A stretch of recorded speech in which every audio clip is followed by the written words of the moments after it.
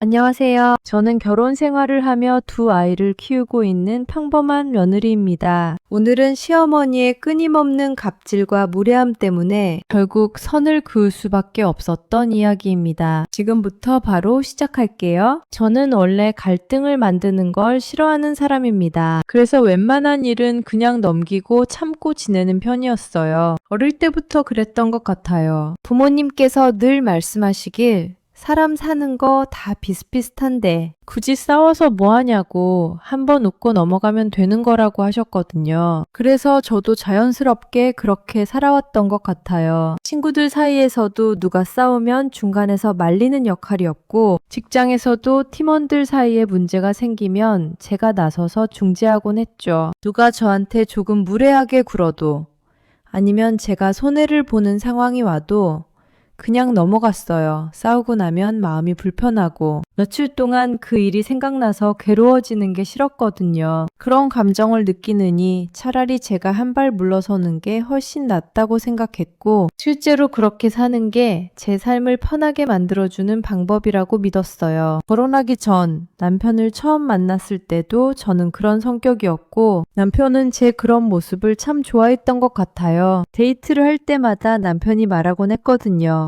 당신 참 성격 좋다고. 화내는 거 한 번도 못 봤다고 말이에요. 저는 어깨를 으쓱하며 대답했죠 뭐. 화내봤자 피곤하잖아. 그냥 넘어가는 게 훨씬 편한데 굳이 왜 화를 내냐고요? 그러면 남편은 고개를 저으며 웃으면서도 눈빛은 진지하게 이렇게 말했어요. 그래도 가끔은 화낼 줄도 알아야지. 너무 착하기만 하면 당신만 손해보는 거 아니냐고요. 저는 가볍게 대답했어요. 괜찮아. 나는 이렇게 사는 게 좋아. 손해보는 것 같지도 않고 말이야. 남편은 그래도 하나만 약속해달라고 했어요. 진짜 힘들면 나한테 꼭 말하라고. 혼자 참지 말고 꼭 말해달라고요. 저는 그때 가볍게 고개를 끄덕이며 알았다고 대답했지만 그때는 정말 몰랐어요. 진짜로 그 약속을 지켜야 할 날이. 제가 더 이상 참을 수 없어서 남편에게 도움을 요청해야 할 날이 올 줄은요. 친정에서도 저는 늘 순한 아이였고 부모님과 동생들에게 말썽 한 번 부린 적 없는 착한 딸이었어요. 동생과 싸우는 일도 거의 없었고 부모님께 반항하거나 대들거나 하는 일도 전혀 없었죠. 어머니가 가끔 제 머리를 쓰다듬으며 말씀하시곤 했어요. 수진이는 참 착하다고, 언니로서 동생들도 잘 챙겨주고 우리 말도 잘 듣는다고요. 저는 그럴 때마다 당연하죠 엄마. 전 맞이잖아요. 맞이가 모범을 보여야죠. 라고 대답하곤 했어요. 어머니는 고개를 끄덕이시며 말씀하셨죠. 그래도 요즘 애들은 맞이어도 제 주장만 하고 부모 말 안 듣는 애들이 많던데 너는 참 기특하고 고맙다고요. 칭찬을 들을 때마다 뿌듯했고 착한 딸로, 착한 언니로 사는 게 제게는 너무나 자연스러운 일이었어요. 하지만 결혼하고 나서 저는 깨달았어요. 착하게만 산다고 해서 늘 참고 넘어간다고 해서 모든 게 좋아지는 건 아니라는 걸요. 오히려 제가 참으면 참을수록 상대방은 더 많은 걸 요구하고 더 무례하게 굴고 제 선을 넘어오는 일이 많아진다는 걸 알게 됐죠. 특히 시어머니와의 관계에서 그게 정말 뚜렷하게 드러났어요. 결혼 전 시댁에 처음 인사 갔을 때의 일이 아직도 생생하게 기억나요. 시어머니는 저를 위아래로 천천히 훑어보시더니 마치 물건을 감정하듯이 저를 평가하는 눈빛으로 바라보시면서 이렇게 말씀하셨어요. 키는 좀 작네. 우리 아들이 크니까. 아이들은 그래도 괜찮겠지. 딸 낳으면 작아도 상관없고 말이야. 처음 만나는 사람한테, 그것도 아들의 예비, 신부한테 할 말이 그런 건가 싶어서 속으로는 정말 당황스러웠지만 저는 그냥 웃으며 넘어갔어요. 네, 잘 부탁드립니다. 앞으로 잘 모시겠습니다. 라고만 말했죠. 시어머니는 그제야 만족스러운 표정으로 고개를 끄덕이시며 말씀하셨어요. 요즘 애들은 다 똑부러지게 자기 주장만 하고 시어머니 말은 안 듣던데 너는 좀 순해 보이네. 뭐 그게 낫지. 며느리는 순한 게 최고야. 말 잘 듣는 며느리가 집안을 편하게 만드는 거라고요. 옆에 있던 남편이 난처한 표정으로 저를 쳐다봤지만 저는 괜찮다는 듯 웃어 보였어요. 첫 만남이니까 시어머니도 긴장하셔서 그런 거겠지. 시간 지나면 서로 익숙해지면서 괜찮아질 거야. 라고 스스로를 달랬던 기억이 나요. 식사를 하는 동안에도 시어머니의 질문과 지적은 계속됐고 저는 그저 고분고분하게 대답만 했어요. 시어머니가 물으셨죠. 수진이는 요리 잘하니? 우리 아들 입맛이 까다로운데 맞춰줄 수 있겠니? 저는 그럭저럭요. 열심히 배우겠습니다. 라고 대답했어요. 그러자 시어머니는 표정을 굳히시며 말씀하셨죠. 그럭저럭으로는 안 되지. 며느리가 요리를 제대로 못하면 남편이 밖에서 밥 먹고 들어오게 되고 그러면 집안이 편할 수가 없어. 내가 나중에 우리 아들 좋아하는 음식 레시피 다 알려줄 테니까 꼭 배워야 해. 남편이 황급히 끼어들었어요. 아니에요, 엄마. 저 아무거나 잘 먹어요.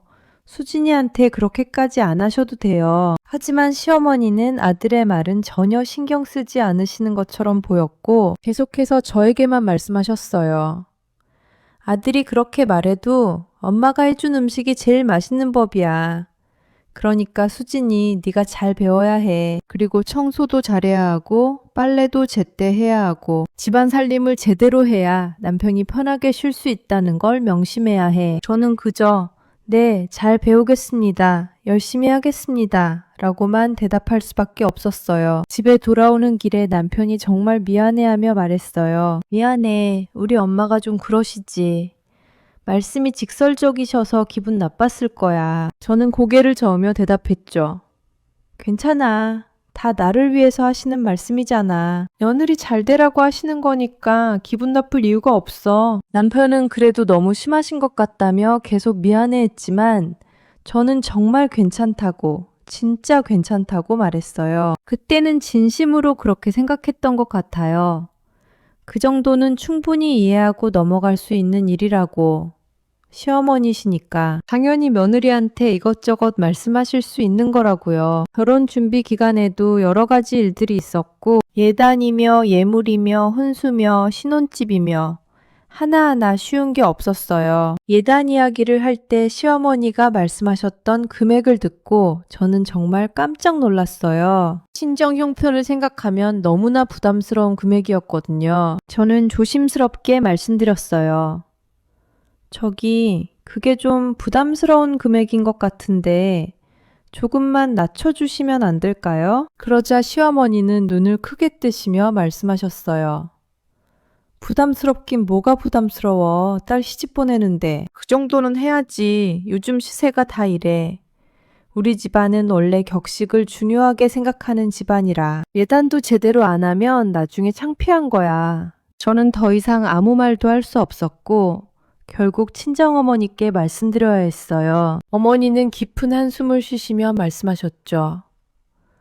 그렇게까지 해야 하니 요즘 시대에 그게 무슨 격식이고 뭐고 하는 건지 모르겠네. 저는 정말 죄송하고 미안한 마음에 어머니께 고개를 숙일 수밖에 없었어요. 엄마 미안해요. 시댁에서 그러시는데 어쩔 수가 없어요. 제가 잘못한 것 같아요. 어머니는 아니다, 네 잘못이 아니라고 하시면서도 표정은 근심으로 가득했고 알았다, 엄마가 알아서 할게 라고 말씀하셨어요. 혼수 준비도 마찬가지였어요. 시어머니는 혼수 목록을 적은 종이를 저에게 주시며 말씀하셨어요.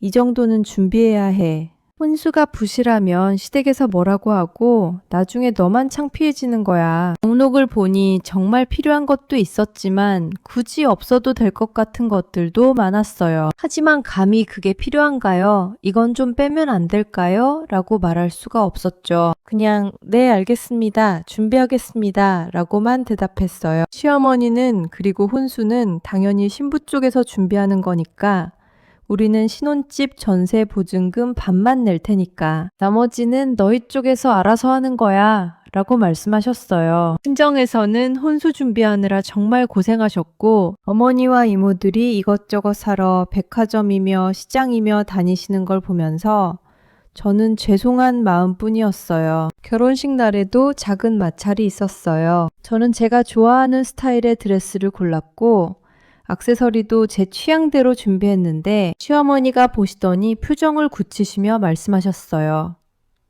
이게 뭐야? 너무 화려한 거 아니야? 신부가 너무 튀면 안 되는 건데. 저는 당황해서 대답했죠. 제가 좋아하는 스타일인데요. 이미 다 맞춘 건데요. 시어머니는 고개를 저으시며 말씀하셨어요. 신부는 소박하고 단정해야지.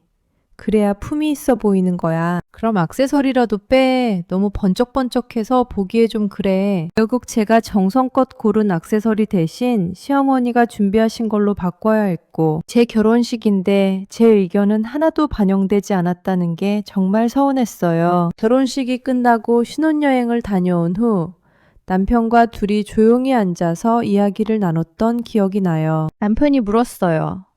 여보, 우리 어떤 부부가 되고 싶어? 어떻게 살고 싶어? 저는 잠시 생각하다가 진지하게 대답했죠. 서로 존중하고 배려하는 부부가 되고 싶어. 서로의 의견을 들어주고 함께 결정하는 그런 부부로 살고 싶어. 남편이 제 손을 꼭 잡으며 말했어요. 나도 그래. 당신 말이 완전히 맞아. 우리 부모님 세대는 좀 달랐잖아. 아버지가 결정하면 어머니는 무조건 따르고 그랬는데, 하지만 우리는 다르게 살고 싶어. 서로 평등하고 함께 결정하는 거지. 저도 고개를 끄덕이며, 맞아, 나도 그렇게 생각해. 우리는 그렇게 살자. 라고 말했어요. 그런데 남편이 조심스럽게 말을 이었어요. 그런데 당신, 우리 엄마한테는 너무 참는 거 아니야? 결혼 준비할 때도 그렇고, 결혼식 때도 그렇고, 당신 의견이 하나도 반영 안 됐잖아. 그게 나는 마음이 아파. 저는 괜찮다고. 시어머니시잖아. 어른이시니까 말씀 들어드려야지. 라고 대답했어요. 남편은 고개를 저으며 말했죠. 그래도 당신도 존중받아야지. 가족이라는 건 서로 존중하고 배려하는 거야. 한 사람이 일방적으로 참고만 있는 게 아니라 서로가 서로를 생각해줘야 하는 거라고. 남편의 말이 정말 가슴에 와닿았어요. 맞는 말이었거든요. 가족은 서로 존중하고 배려해야 한다는 게 진짜 가족의 본질이라는 걸 저도 알고 있었으니까요. 본격적인 갈등은 제가 첫 아이를 임신하고 나서부터 시작됐어요. 임신 소식을 듣고 시어머니가 전화로 정말 기뻐하시며 말씀하셨어요. 어머, 진짜야. 우리 며느리 정말 잘했네. 축하한다. 빨리 와서 봐야겠다. 저는 감사합니다. 건강하게 낳을게요. 라고 대답했어요. 그런데 시어머니의 다음 질문이 저를 당황스럽게 만들었죠. 그런데 아들이야, 딸이야? 벌써 알 수 있어. 저는 어리둥절해서 대답했어요. 아직 몇 주 안 됐는데 성별은 모르는데요. 나중에 알 수 있을 거예요. 시어머니는 단호하게 말씀하셨어요. 아들이어야 해. 우리 집안은 대대로 장손을 중요하게 생각하는 집안이거든. 며느리가 아들 낳아줘야 집안이 든든한 거야. 아직 성별도 모르는데 벌써 아들이어야 한다니 무슨 소리인가 싶었지만 저는 그냥 웃으며 대답했어요. 네, 건강하게만 태어나면 좋겠어요. 아들이든 딸이든요. 시어머니는 뭔가 불만스러운 듯 말씀하셨죠. 건강은 당연한 거고 아들이어야지. 며느리 정신 똑바로 차리고 아들 낳아야 해. 임신 중에도 시어머니의 간섭은 정말 끊임없이 계속됐고 저는 그때부터 점점 숨이 막히는 느낌을 받기 시작했어요. 어느 날 전화가 왔는데 시어머니가 물으셨어요. 수진아, 너 오늘 뭐 먹었어? 입덧은 좀 괜찮고? 저는 대답했죠. 오늘은 샐러드 좀 먹었어요. 입덧 때문에 고기는 잘 안 넘어가서요. 그러자 시어머니의 목소리가 확 높아졌어요. 샐러드 그것만 먹으면 안 되지. 고기 먹어야 아기가 튼튼하게 크는 건데 네가 좋아하고 싫어하고가 중요한 게 아니야. 아기 생각해서 먹어야지. 저는 하지만 입덧이 심해서 고기만 먹으면 토할 것 같은데요. 의사 선생님도 먹고 싶은 거 먹으래요. 라고 말했어요. 시어머니는 단호하게 말씀하셨죠. 의사가 뭘 알아. 나는 네 시아버지랑 너희 남편이랑 다 낳아봤어. 경험으로 아는 건데. 고기 안 먹으면 애가 약하게 태어나. 당장 오늘부터 고기 먹어. 그리고 또 다른 날에는 제가 산책을 하고 왔다고 했더니 시어머니가 놀라시며 말씀하셨어요. 뭐 산책을 해. 임산부가 그렇게 돌아다니면 어떡해. 조심해야지. 저는 설명했어요. 의사 선생님이 적당히 운동하라고 하셔서 집 근처 공원 산책 좀 했어요. 너무 가만히 있으면 체중 관리도 안 되고 건강에도 안 좋대요. 시어머니는 고개를 저으시며 말씀하셨죠. 의사 말만 믿으면 안 돼. 내가 임신했을 때는 꼼짝도 안 하고 집에만 있었어. 그래야 안전한 거야. 밖에 나가다가 넘어지기라도 하면 어쩌려고 그래. 저는 대답했어요. 괜찮아요. 조심히 다니고 있어요. 의사 선생님도 운동하는 게 좋대요. 하지만 시어머니는 계속 걱정된다며 앞으로는 집에만 있으라고 밖에 나가지 말라고 하셨어요. 산부인과 검진 날이 다가왔을 때 시어머니가 전화하셨어요. 수진아, 다음 검진 언제야? 나도 같이 가야지. 손주인데. 할머니가 당연히 가봐야지. 저는 당황해서 대답했어요. 저희 둘이서 가려고 했는데요. 남편이랑 같이 가기로 했어요. 시어머니는 불쾌한 목소리로 말씀하셨죠. 왜 시어머니는? 안 돼. 남편만 데리고 가고 시어머니는 빼는 거야. 저는 그게 아니라 처음엔 부부만 가는 게 좋을 것 같아서요. 나중에 기회 있을 때 모시고 갈게요. 라고 말했어요. 하지만 시어머니는 듣지 않으시고 나도 갈 거야. 시간 알려줘. 라고 하셨어요. 결국 저는 시어머니와 남편 이렇게 셋이서 병원에 가게 됐어요. 병원에서 초음파 검사를 하는데 시어머니가 의사 선생님께 물으셨어요. 선생님, 이거 아들이에요. 아들인지 알 수 있지 않아요? 의사 선생님은 난처한 표정으로 대답하셨죠. 아직 성별 확인하기에는 이른 시기입니다. 조금 더 기다리셔야 해요. 시어머니는 아쉬워하시며 말씀하셨어요. 아이고, 그럼 다음에는 알 수 있겠네요. 꼭 아들이었으면 좋겠는데 우리 집안은 아들이 필요하거든요. 의사 선생님도 뭐라고 대답해야 할지 몰라서 그냥 애매하게 웃으셨고 저는 정말 부끄러워서 고개를 들 수가 없었어요. 병원에서 나오는 길에 남편이 시어머니께 말했어요. 엄마, 그렇게 성별을 집착하시면 안 돼요. 아들이든 딸이든 우리 아기잖아요. 건강하게만 나오면 되는 거예요. 시어머니는 고개를 저으며 말씀하셨죠. 네가 뭘 알아. 아들이 얼마나 중요한데. 우리 집안 대를 이어야 하잖아. 요즘 시대가 어쩌고 저쩌고 해도 아들은 꼭 있어야 해. 남편은 더 이상 말하지 못했고 저도 그냥 침묵할 수밖에 없었어요. 몇 주가 지나서 드디어 성별을 확인할 수 있게 됐고 의사 선생님이 말씀하셨어요. 딸이네요.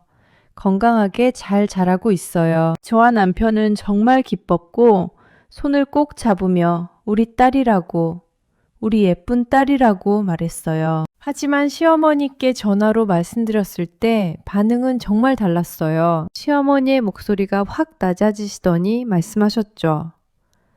뭐 딸이라고, 아들이 아니고. 저는 네, 딸이에요. 건강하대요. 라고 대답했어요. 시어머니는 한숨을 크게 쉬시며 말씀하셨어요. 아이고, 아들이었으면 정말 좋았을 텐데, 첫째가 아들이어야 하는 건데, 뭐 어쩔 수 없지. 다음에 아들 낳으면 되지.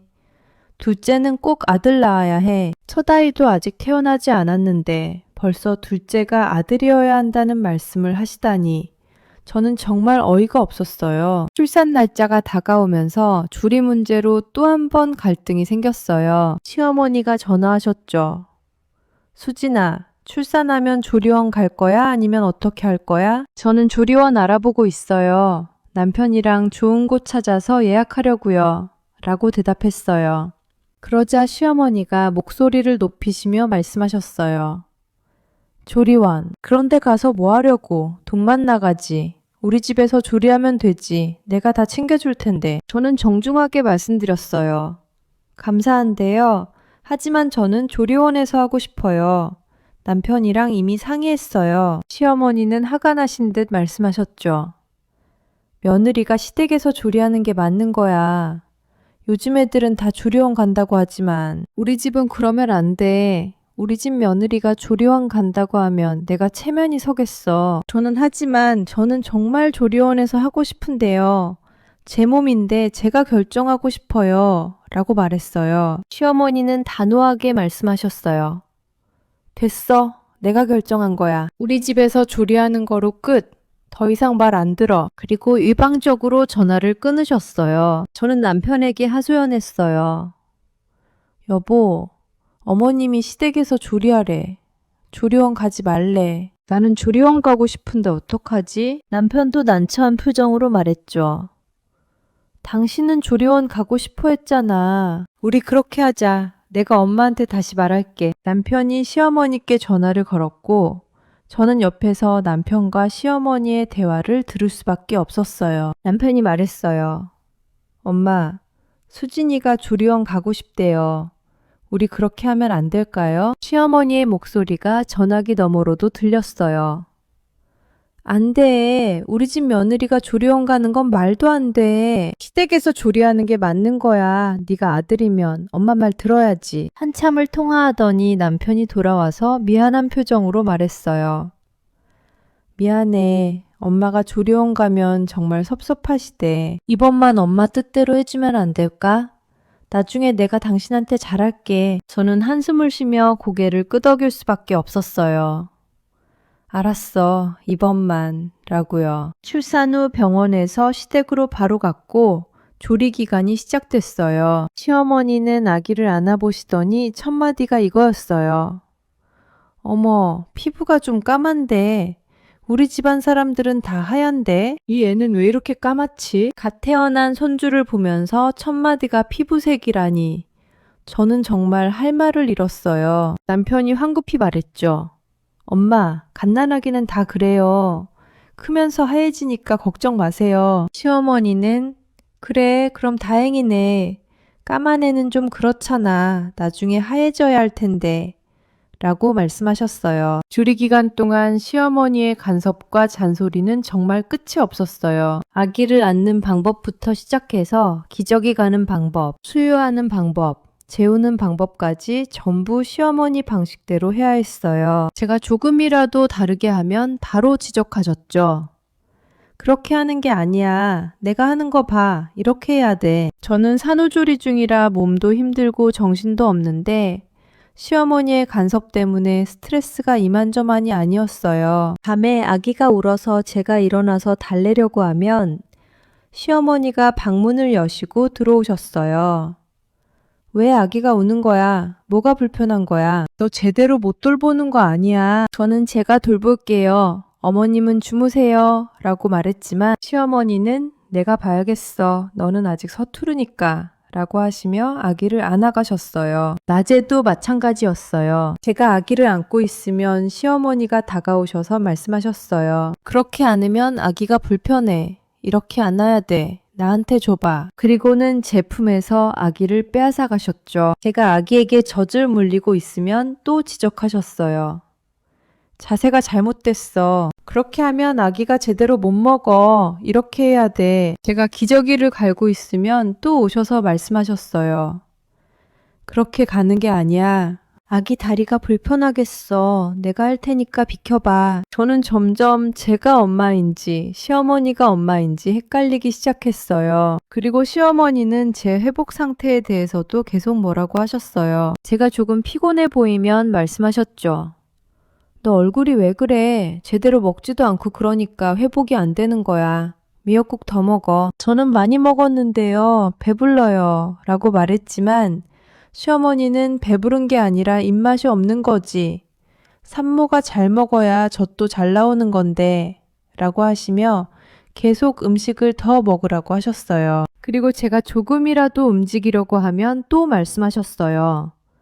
왜 돌아다녀? 산후조리 중에는 누워만 있어야 하는 건데 나중에 산후풍 온다고 그러지 마. 저는 의사 선생님이 적당히 움직이는 게 좋다고 했는데요. 라고 말했지만 시어머니는 의사가 뭘 알아. 경험이 최고야. 내 말 들어. 라고 하셨어요. 남편은 낮에 회사에 가 있어서 제 고생을 잘 몰랐어요. 퇴근하고 집에 오면 시어머니는 남편 앞에서 다정한 할머니로 돌변하셨고 제가 힘들다고 말해도 남편은 그냥 조금만 참아. 곧 집에 가니까 라고만 했어요. 저는 정말 하루하루가 너무 힘들었고 조리 기간이 끝나고 우리 집으로 돌아왔을 때 저는 주저앉아 울었어요. 남편이 저를 안아주며 말했죠.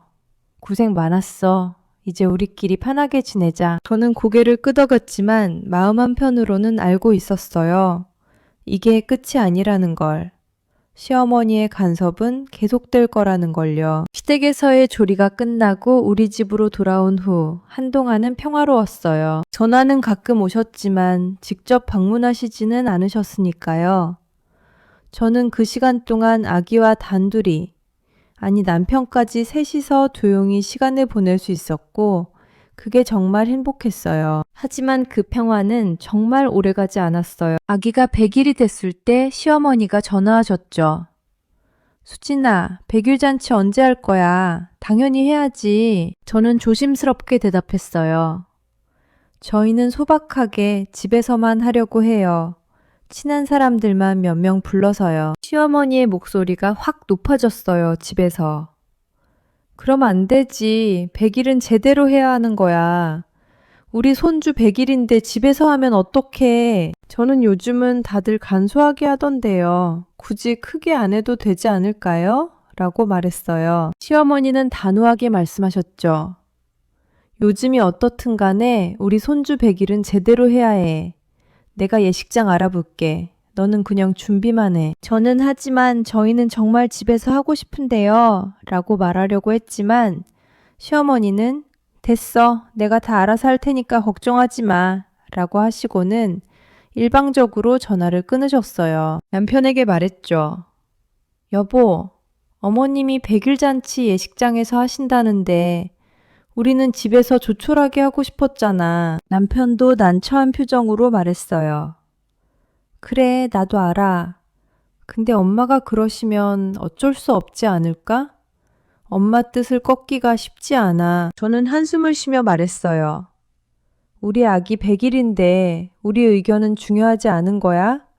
전부 어머님 마음대로 하시는 거야. 남편은 미안하다고 다음부터는 우리 의견대로 하자고 말했지만 저는 다음도 똑같을 거라는 걸 알고 있었어요. 결국 100일 잔치는 예식장에서 성대하게 치러졌고 시어머니가 모든 걸 결정하셨어요. 장소부터 시작해서 음식 메뉴, 하객 명단, 심지어 아기가 입을 옷까지 전부 시어머니 마음대로였어요. 저희 의견은 단 하나도 반영되지 않았고 친정 쪽 하객도 시어머니가 정한 수만큼만 초대할 수 있었어요. 백일잔치 당일 친정어머니가 조심스럽게 물으셨어요. 수진아, 너희가 원하는 게 정말 이거였니? 이렇게 크게 하고 싶었던 거야? 저는 고개를 저으며 대답했어요. 아니요, 엄마. 시어머니가 하신 거예요. 저희는 집에서 조촐하게 하고 싶었는데 친정어머니는 그래도 아기 부모가 너희인데 너희 의견이 중요한 거 아니냐고 하셨지만 저는 괜찮아요, 엄마. 어머님이 좋아하시니까 됐어요. 라고 말할 수밖에 없었어요. 친정어머니의 눈빛이 안쓰러워 보였지만 더 이상 말씀하지 않으셨어요. 100일 잔치가 끝나고 며칠 후 시어머니가 또 전화하셨어요. 수진아, 이번 주말에 갈게 손주 보러. 저는 당황해서 물었어요. 네, 어디요? 어디 가신다는 거예요? 시어머니는 당연하다는 듯이 대답하셨죠. 너희 집 손주 보러 가야지. 할머니가 손주 보는 게 당연한 거 아니야. 저는 조심스럽게 말씀드렸어요. 그러시려면 미리 좀 말씀해 주세요. 제가 집도 정리하고 음식도 준비해야 하잖아요. 시어머니는 불쾌한 목소리로 말씀하셨어요. 무슨 정리? 며느리 집에 시어머니 가는데 허락 받아야 하는 거야? 그냥 갈 거니까 알아서 해. 저는 하지만 어머님, 갑자기 오시면 저도 준비가 라고 말하려 했지만 시어머니는 토요일 오후에 갈게. 저녁 준비해놔.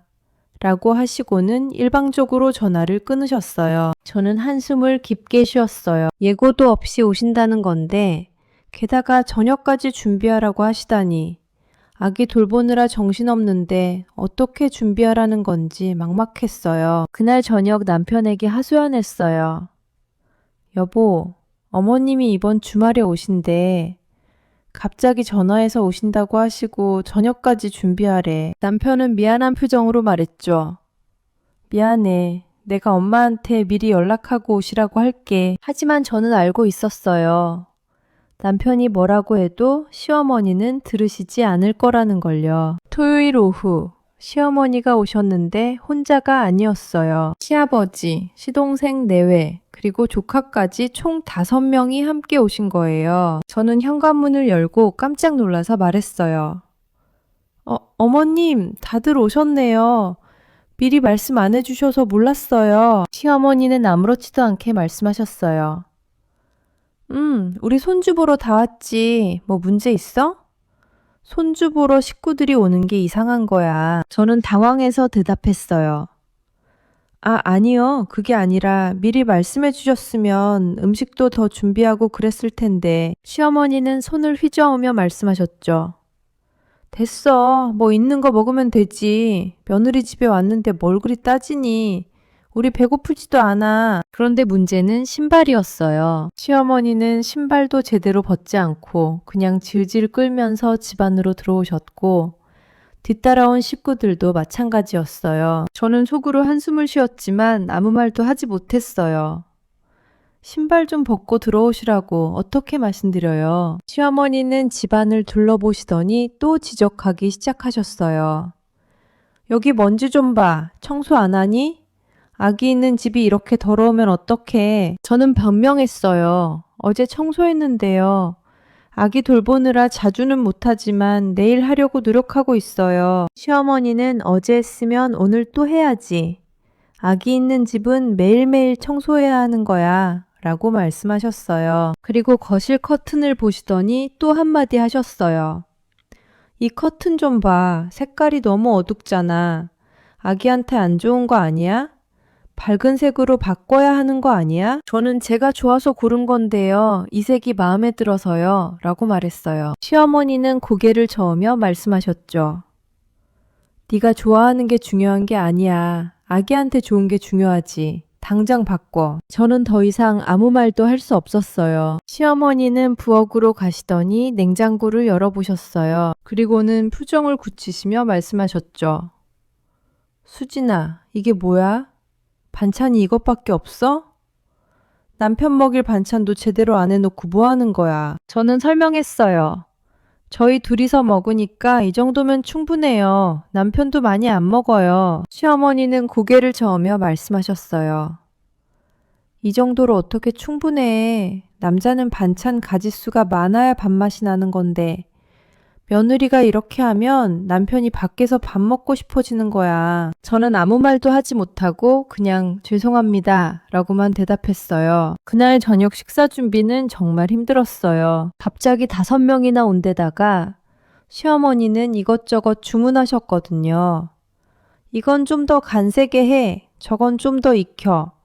이건 양이 부족한 것 같은데 더 만들어. 저는 아기 돌보면서 부엌을 오가며 정신없이 음식을 준비했고 땀이 비 오듯 흘렀어요. 그런데 시어머니는 거실에 앉아서 계속 지시만 하셨을 뿐 도와주시지는 않으셨어요. 드디어 식사 시간이 됐고 음식을 차렸는데 시어머니가 한 입 드시더니 표정을 굳히셨어요.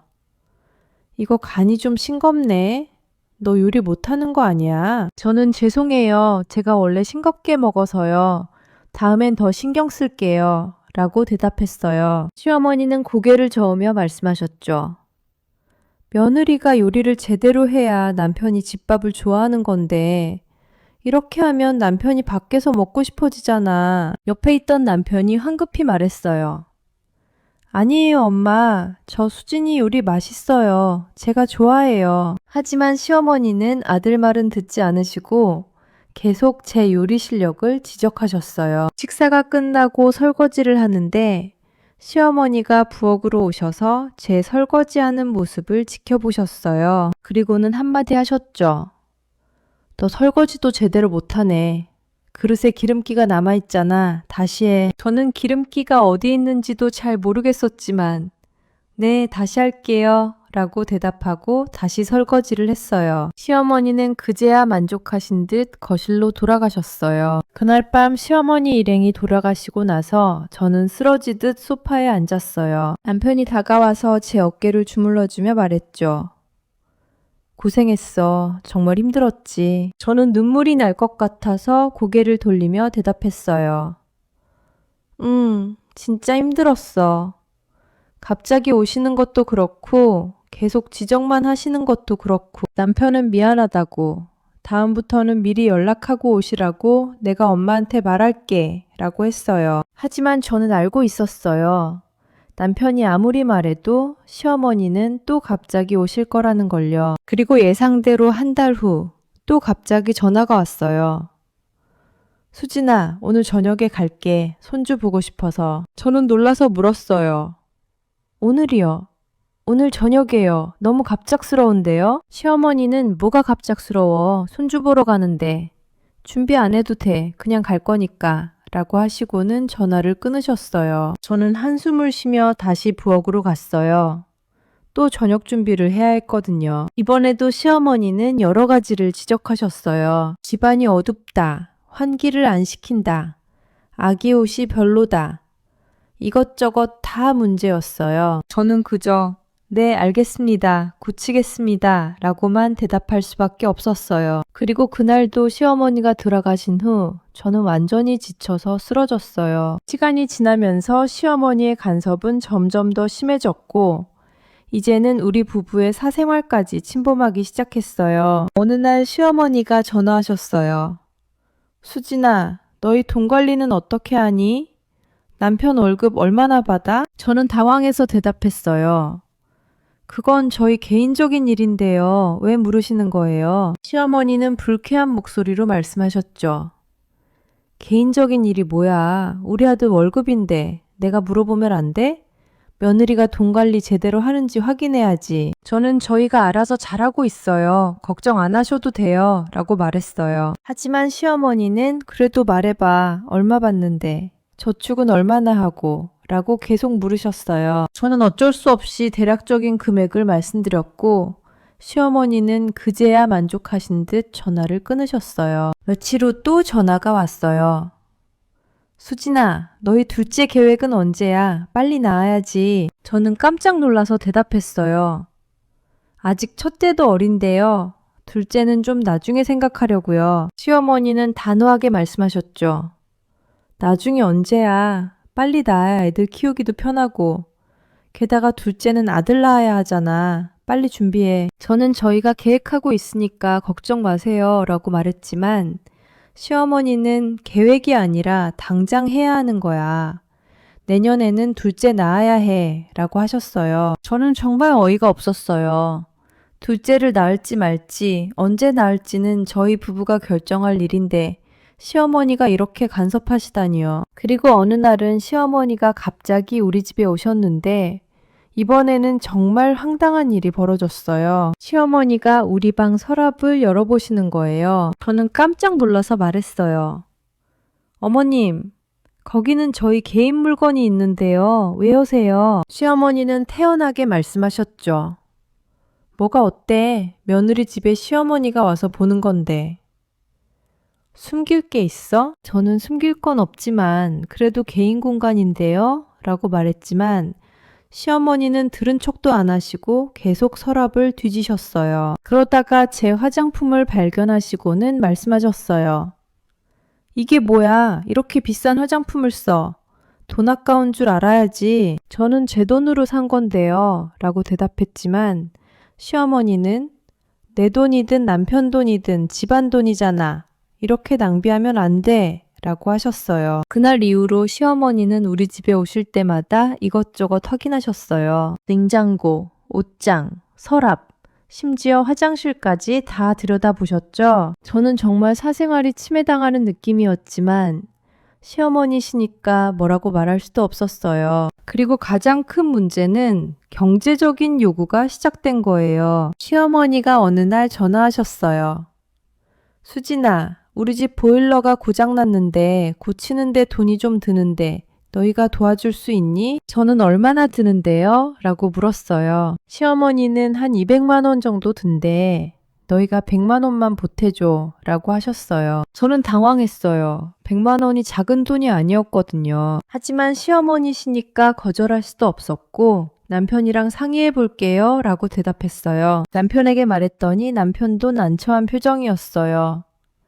100만 원, 우리 저축한 돈 써야 할 것 같은데 저는 어쩔 수 없잖아. 어머님이시니까 라고 말했고 결국 우리는 저축한 돈에서 100만 원을 드렸어요. 그런데 문제는 그게 끝이 아니었다는 거예요. 한 달 후 또 전화가 왔어요.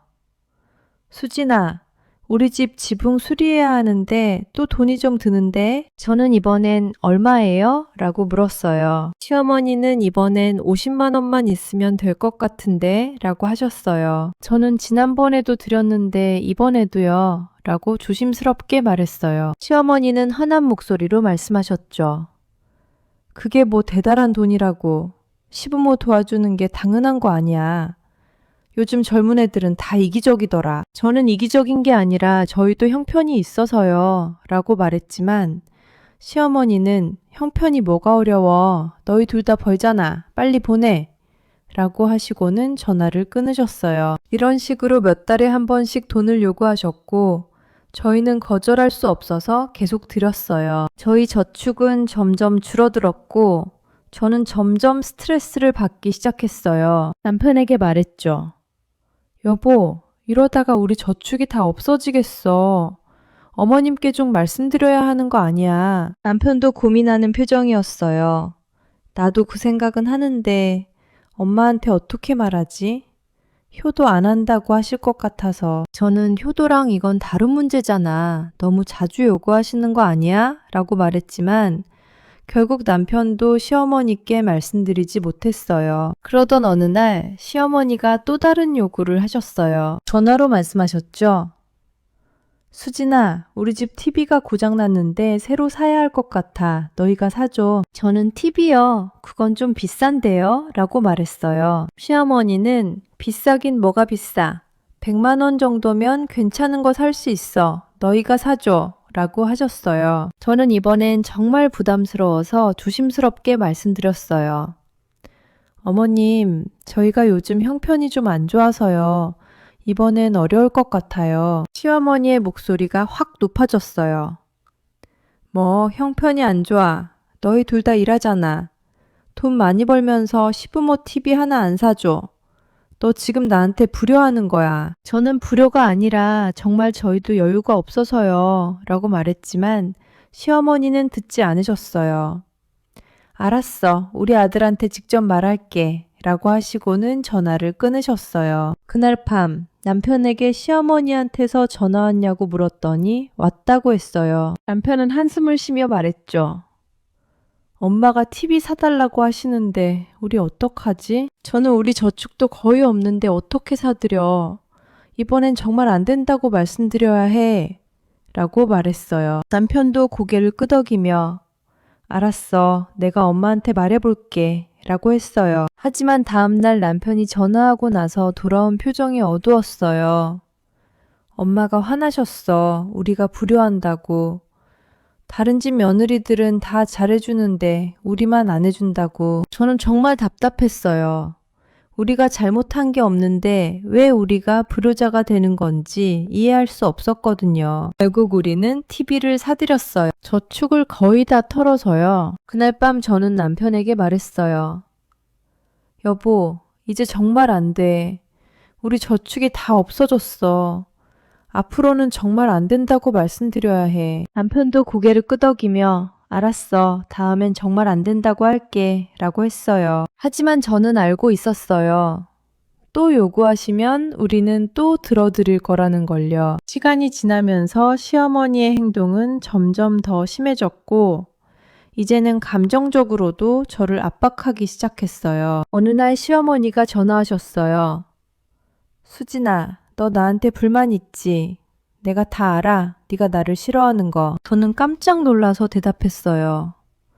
아니에요. 그런 거 아니에요. 왜 그런 말씀하세요? 시어머니는 계속 말씀하셨죠.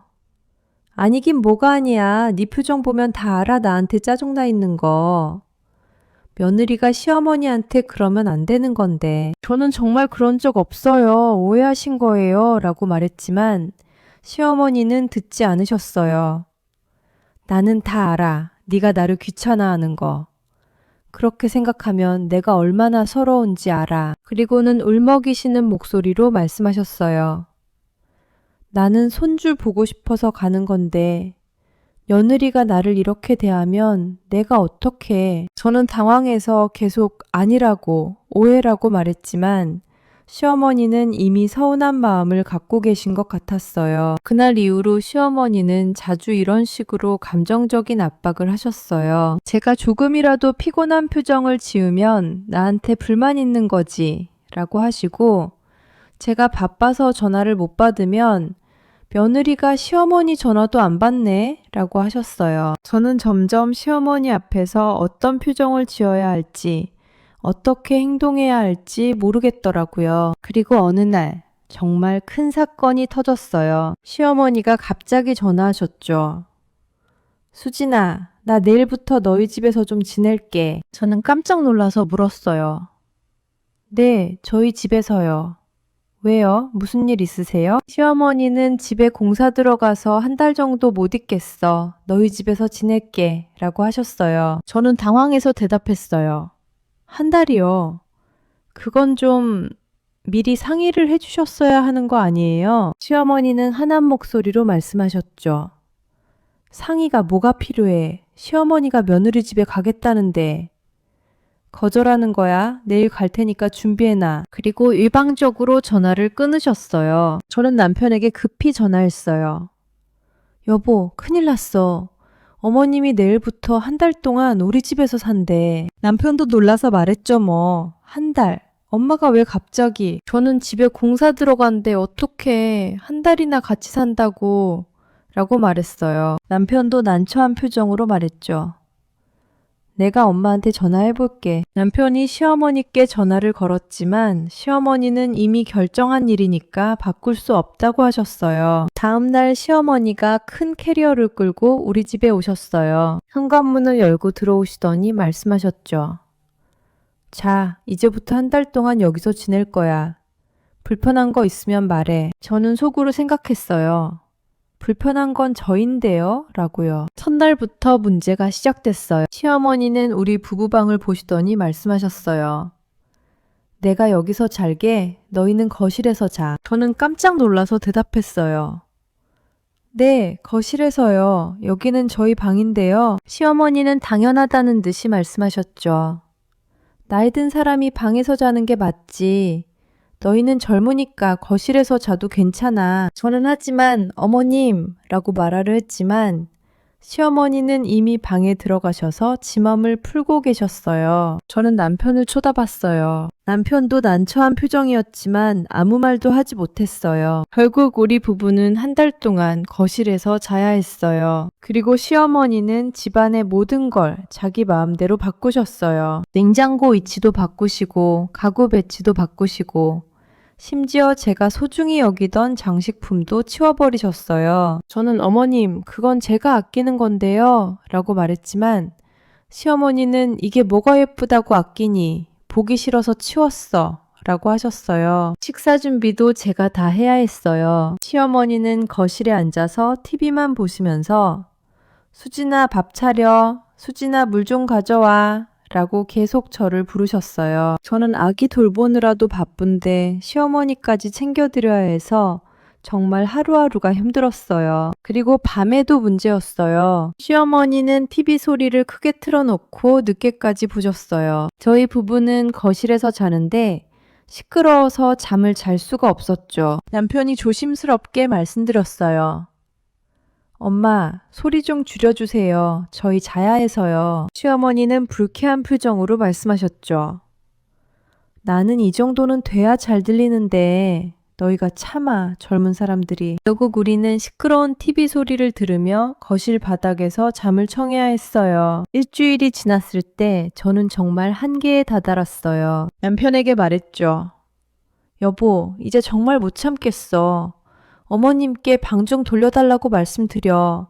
우리가 왜 우리 집에서 거실에서 자야 해. 남편도 고개를 끄덕이며 알았어. 내가 말해볼게. 라고 했어요. 하지만 시어머니는 듣지 않으셨어요. 나이 든 사람 배려하는 게 당연한 거 아니야. 너희가 조금 불편하면 어때? 효도라고 생각하고 참아. 라고 하셨어요. 그리고 어느 날 정말 결정적인 사건이 벌어졌어요. 마침 제가 방에 있었는데 다른 공간에서 웃으며 통화하는 소리가 들렸습니다. 저는 조용히 문을 열고 귀를 기울였어요. 시어머니의 목소리가 들렸죠. 응? 공사. 무슨 공사? 나 그냥 며느리 집에서 지내고 싶어서 핑계 댄 거야. 하하하. 제 심장이 철렁 내려앉았어요. 공사가 거짓말이었다고요. 그냥 우리 집에서 지내고 싶어서 거짓말을 하신 거예요. 시어머니는 계속 말씀하셨어요. 며느리가 뭐라고 하겠어? 시어머니가 오겠다는데 거절하겠어? 나는 여기서 편하게 지내고 있어.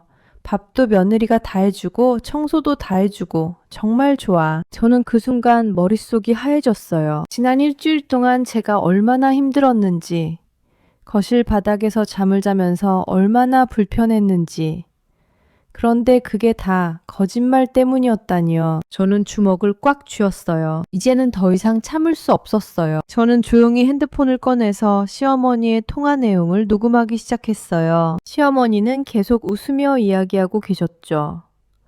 며느리는 정말 순해. 내가 뭐라고 해도 그냥 참고 있어.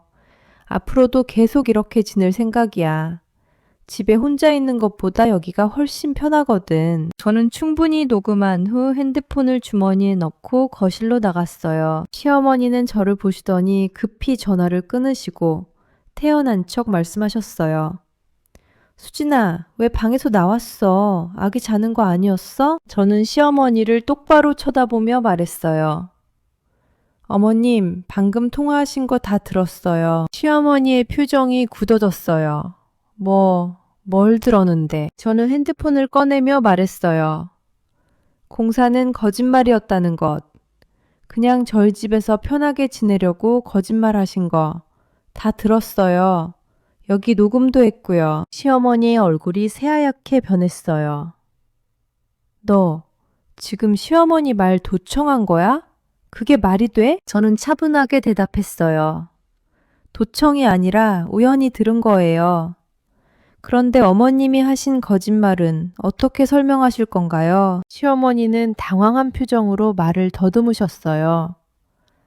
그게 아니라 저는 더 이상 듣고 싶지 않다는 듯 손을 들어 말을 막았어요. 됐어요. 더 이상 듣고 싶지 않아요. 당장 짐 싸서 나가세요. 시어머니는 깜짝 놀라서 말씀하셨어요. 뭐, 나가라고. 네가 지금 시어머니한테 나가라고 하는 거야? 저는 단호하게 대답했어요. 네, 나가세요. 거짓말로 우리 집에 들어오셔서 일주일 동안 저희를 거실에서 재우시고 온갖 불편을 주셨는데 더 이상은 못 참아요. 당장 나가세요. 시어머니는 화가 나신 듯 목소리를 높이셨어요. 너 지금 정신 나갔어? 시어머니한테 어떻게 그런 말을 해? 저는 흔들리지 않고 대답했어요. 저도 사람이에요. 더 이상 참을 수 없어요. 나가세요. 그때 현관문이 열리며 남편이 퇴근해서 들어왔어요. 나왔어. 무슨 일이야? 왜 이렇게 분위기가... 저는 남편을 보자마자 눈물이 났어요. 여보, 어머님이 거짓말하신 거 알았어. 공사는 거짓말이었어. 그냥 우리 집에서 편하게 지내려고 거짓말하신 거야. 그리고 녹음된 파일을 남편에게 들려줬어요. 남편은 녹음을 들으며 점점 표정이 굳어졌어요. 녹음이 끝나고 남편이 시어머니를 쳐다봤어요. 엄마, 이게 사실이에요? 정말 거짓말하신 거예요? 시어머니는 변명하려고 하셨어요. 아니야, 아들아. 그게 아니라 나는... 하지만 남편은 더 이상 듣지 않았어요. 엄마, 실망이에요. 정말 실망이에요. 어떻게 거짓말을 하실 수가 있어요. 우리가 일주일 동안 거실에서 잔 거 아세요? 얼마나 힘들었는지 아세요? 시어머니는 당황한 표정으로 말씀하셨어요. 아들아, 엄마 말 좀 들어봐. 나는 그냥... 남편이 손을 들어 말을 막았어요. 됐어요, 엄마. 더 이상 들을 필요 없어요. 짐 싸세요. 오늘 당장 나가셔야 해요. 시어머니는 믿을 수 없다는 표정으로 말씀하셨어요. 네가 지금 엄마한테 나가라고 하는 거야? 네가 낳은 엄마한테. 남편은 단호하게 대답했어요. 네, 나가세요. 엄마가 먼저 우리를 속이셨잖아요. 더 이상은 안 돼요. 시어머니는 울먹계속 AM으며 말씀하셨어요. 너희가 나를 이렇게 대하는 거야. 시어머니를, 엄마를. 하지만 남편은 흔들리지 않았어요. 엄마, 지금 당장 나가세요. 시어머니는 어쩔 수 없이 방으로 가서 짐을 싸기 시작하셨어요. 짐을 싸면서도 계속 중얼거리셨죠. 너희가 나중에 후회할 거야. 시어머니를 이렇게 대한 거 후회할 거야. 하지만 저와 남편은 아무 대꾸도 하지 않았어요. 시어머니는 캐리어를 끌고 현관으로 나오시더니 마지막으로 한마디 하셨어요. 나는 앞으로 너희 집에 발도 안 들일 거야. 너희도 우리 집에 오지 마. 남편이 차분하게 대답했어요. 알겠어요. 그렇게 하세요. 현관문이 닫히고 시어머니가 나가신 후 저는 그제야 무너져 내렸어요. 남편이 저를 안아주며 말했죠. 고생했어. 정말 고생 많았어. 미안해. 저는 남편 품에서 한참을 울었어요. 그동안 참았던 모든 게 한꺼번에 쏟아져 나왔어요. 그날 밤 남편과 저는 오랜만에 우리 방 침대에서 잤어요. 남편이 제 손을 꼭 잡으며 말했어요. 여보, 미안해. 내가 엄마를 제대로 못 말렸어. 당신이 얼마나 힘들었을지 생각하니까 정말 미안해. 저는 고개를 저으며 말했어요. 당신 잘못 아니야. 우리 둘 다 힘들었어. 하지만 이제 끝났어. 남편이 물었어요. 앞으로 어떻게 할 거야, 엄마랑? 저는 잠시 생각하다가 대답했어요. 모르겠어. 당분간은 거리를 두고 싶어. 나도 정리할 시간이 필요해. 시어머니가 나가신 후 한동안 연락이 없었어요. 저도 먼저 연락드리지 않았고 남편도 마찬가지였죠. 처음 며칠은 마음이 불편했어요. 그래도 시어머니신데 이렇게까지 해야 했나 라는 생각이 들었거든요. 하지만 시간이 지나면서 깨달았어요. 제가 잘못한 게 아니라는 걸. 제가 더 이상 참지 않은 게 옳은 결정이었다는 걸요. 일주일쯤 지났을 때 시아버지한테서 전화가 왔어요. 시아버지는 조용한 목소리로 말씀하셨죠. 수진아, 나야. 요즘 어떻게 지내니? 저는 잘 지내고 있어요. 라고 대답했어요. 시아버지는 잠시 침묵하시더니 말씀하셨어요. 네 어머니한테 들었어. 무슨 일이 있었는지. 미안하다. 네 어머니가 너무 심했구나. 저는 괜찮아요. 라고 대답했지만 목소리가 떨렸어요. 시아버지는 말씀하셨죠. 네 어머니도 지금 많이 반성하고 계셔. 하지만 직접 사과하기는 자존심이 상해서 그러시나 봐. 시간을 좀 주면 좋겠어. 저는 알겠어요. 저도 시간이 필요해요. 라고 대답했어요. 한 달쯤 지났을 때 시어머니한테서 문자가 왔어요. 내용은 간단했어요. 미안하다. 내가 너무 심했다. 용서해 줄 수 있니? 저는 한참을 그 문자를 쳐다보다가 답장을 보냈어요. 시간을 주세요. 제가 마음을 정리할 시간이 필요해요. 시어머니는 답장을 보내지 않으셨어요. 2달이 지났을 때 남편이 말했어요. 여보, 명절이 다가오는데 우리 어떻게 할까? 시댁에 갈까? 저는 잠시 생각하다가 대답했어요. 가자. 하지만 조건이 있어. 어머님이 변하지 않으시면 바로 나올 거야. 남편이 고개를 끄덕이며 말했죠. 알았어. 그렇게 하자. 나도 당신 편이니까 걱정하지 마. 명절날 우리는 시댁에 갔어요. 시어머니는 현관에서 우리를 맞이하셨는데 예전과는 다른 표정이었어요. 조심스럽고 미안해 보이는 표정이었죠. 시어머니가 말씀하셨어요.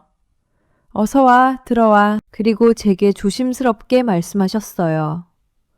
수진아, 미안했어. 내가 너무 심했어. 저는 고개를 끄덕이며 대답했어요. 알겠어요. 저도 너무 강하게 나간 것 같아 미안해요. 시어머니는 고개를 저으며 말씀하셨어요. 아니야, 네 잘못 아니야.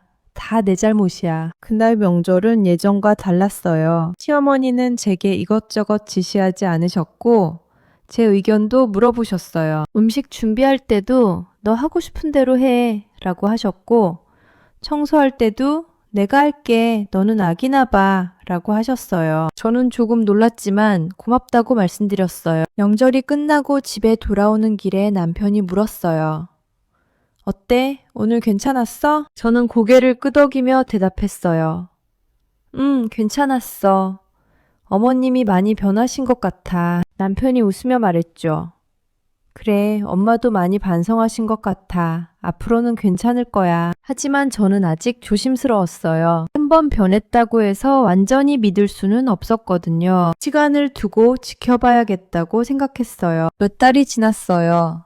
시어머니는 계속 조심스러운 모습을 보여주셨어요. 우리 집에 오실 때도 미리 연락하셨고, 오셔서도 이것저것 지적하지 않으셨어요. 경제적인 요구도 하지 않으셨고, 우리 부부의 사생활도 존중해 주셨어요. 어느 날 시어머니가 전화하셨어요. 수진아, 나 할 말이 있는데 시간 있니? 저는 네, 괜찮아요. 라고 대답했어요. 시어머니는 잠시 침묵하시다가 말씀하셨어요. 그동안 정말 미안했어. 내가 며느리한테 너무 심했던 것 같아. 너도 네 인생이 있고 네 생각이 있는데 내가 너무 간섭했어. 앞으로는 정말 조심할게. 저는 가슴이 뭉클했어요. 알겠어요.